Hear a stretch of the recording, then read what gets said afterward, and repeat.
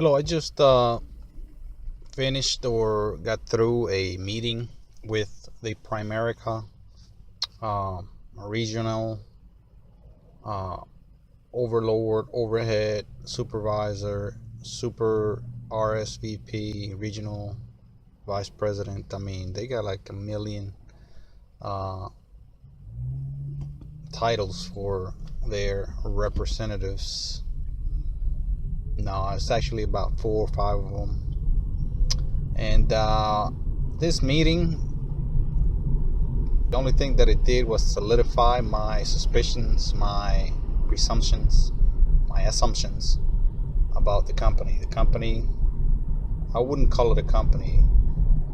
It's a scheme, a pyramid scheme, and this meeting just solidified this. I mean, the company or organization, however you want to call it, may be a legitimate corporation, company, limited liability company, maybe an enterprise incorporated, however you want to call it. However, that doesn't take the fact that it is organized in a pyramid scheme, pyramid fashion, where only the top 1% or less benefit, and the bottom 98, 99, 99% are literally slave laborers. And this meeting from the get-go focused primarily and almost entirely basically on advancement, on making it to what they call, I think the first promotion that you get within the company is regional supervisor, RS, and that is the one step up from representative, which is the bottom of the barrel, the bottom of the ladder. And the minute I stepped in the door, I mean, they're wanting to make me, not only me, but anyone that steps through the door, they're wanting to make them basically a regional super vice president. Yeah, that vice president. That's what it's called. And that is like the fourth rank. That's the highest rank you can make before you go into the upper echelons. And they're talking about making it to something that should take years to get to within the first 30 days, within the first months, within the first, I mean, there seems to be no learning curve, no time period where you are actually learning the job, the responsibilities, the intricacies, the methods, the ways to do things. I mean, there seems to be none of that. Coming from the head of the office, which is the overlooker, the overlord of the whole area, the whole city, pretty much. I was talking one-on-one with him during this meeting, and basically he said, forget about the product. I brought the product up a couple of times. Tried to let him know that I am interested in learning how to sell. First of all, learning about insurance, period. I knew a couple of days ago next to nothing. Now a little bit more. I know a little bit more because I've been going through the material online. But I let him know that I wanted to go through the material, through the training, and become familiar with the product, because I want to be able to talk to anyone, a customer, about the product. And he's like, oh yeah, about that. Let's forget about that for now. Let's focus on recruiting, which is ding ding ding, number one red flag about a pure and simple pyramid scheme.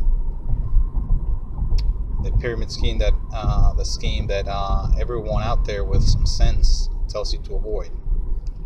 Pyramid scheme, again, is the recruiting, the setting up of a company, of an organization, to primarily recruit others and make money from those individuals alone, not necessarily to make money from the general public through offering some type of service or product, as in any other normal enterprise or any other normal company, manufacturer, store, whatever the case may be. That would be the case, you would think, but not in a pyramid scheme or a pyramid organized corporation or whatever else it may be. And that was the first thing that came to mind. That was the first thing that they stressed. Bringing in other people so that you can up the ante, so you can go up on rank quickly, because apparently that is the only way to make money, the only way to get away from having to actually do work and sell a product or service. That speaks volumes to me, because that basically tells me that there is not much of a product there to sell. If you're so afraid to do any kind of legwork, any kind of pretty much work at all, if you're afraid of that, that tells me that you're not really in business to sell or to provide. You're really in business to grow through bringing in more and more people under you, and the people under you bringing in more and more people under them, and then that way the pyramid keeps growing, and the people at the bottom keep coming up little by little, the same way, by bringing people and their people bringing in people. This is a classic pyramid scheme, and this is what this company is about. And I was just basically, this was just verified, this was just crystallized that this is the case with this company, no exception. So big disappointment. I was beginning to have a little bit of hope that I may be able to get something out of it, but it's looking like the only thing I can get out of it is get more people into it, and basically extorting people that are already in need or already looking to get rich fast, basically through exploitation of that. And I am unwilling to exploit and to lie and to sell people dreams when there are none or very few opportunities, none or very few chances of them actually making it. Sell people a dream on making it on business, making it with very little questioning. I mean, I even sat through one of their presentations with what, sad to say, it is quite unfortunate that this lady, this representative, she's 6 months in, and she's by now moving up pretty rapidly through the ranks. However, it is quite disturbing and sad that she came from a very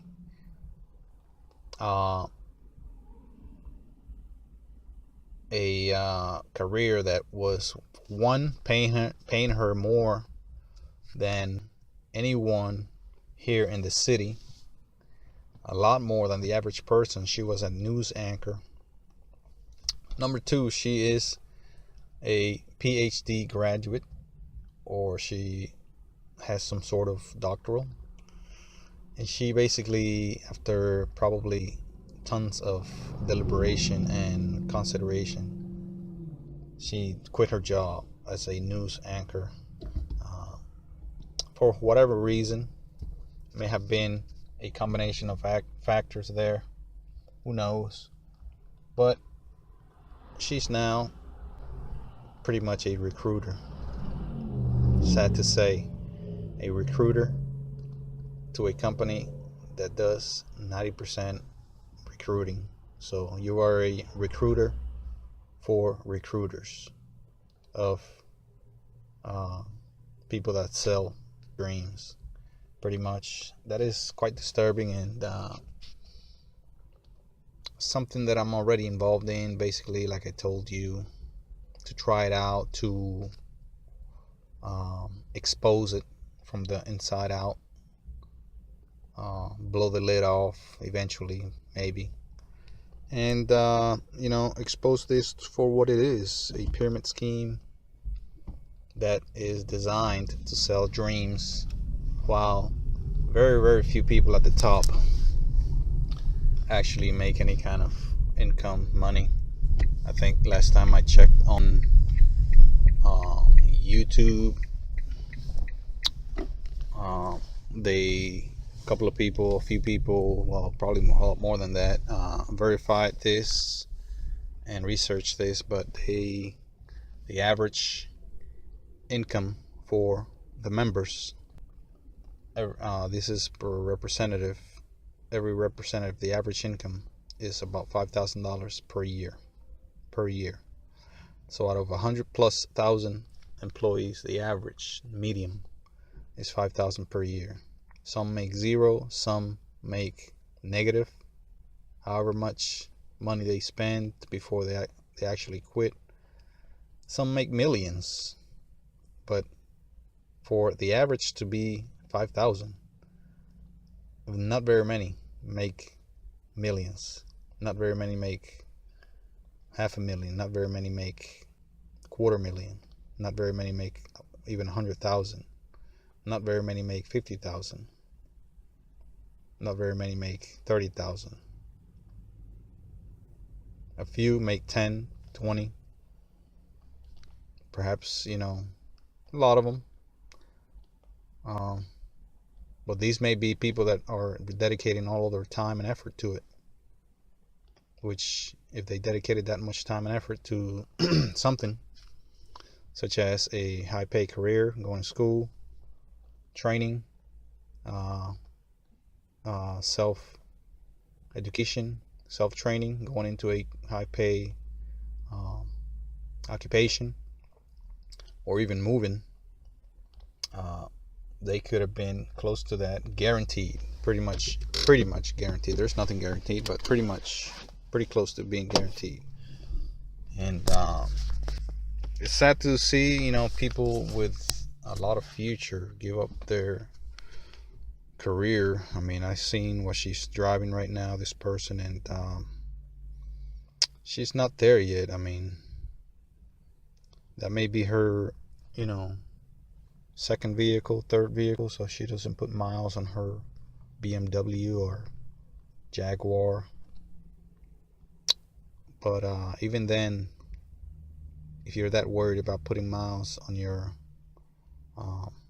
high-end vehicle, there is something to be desired there. There's a shortcoming there, because people that really have it, I would think they would drive a high-end vehicle, even if it's their second or third vehicle, or they would drive their primary, high-end vehicle everywhere. It doesn't matter if you're gonna put miles on it or not. That's what you bought it for. Get your money's worth by putting miles on it, by using it. That's basically what it boils down to. Are you gonna use it or preserve it in a garage just to get a few extra bucks when you resell it? That doesn't make any sense. It does to a lot of people, I guess, but not reasonable people. But that's what I saw. That's what I heard.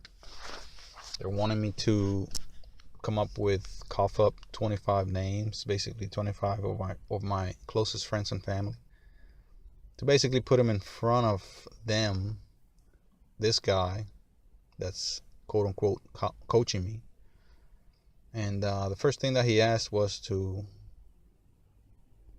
if am I coachable, basically saying that don't go against what I'm about to teach you. which is basically they have a cookie cutter and they want you to behave like a cookie. Just sit there, let them cookie cut you into the shape, mold you into the shape they need you to be molded at. They want you to be, as if everyone was exactly the same and everything worked the same on everyone in the world, which is the biggest misconception. And maybe if they had a different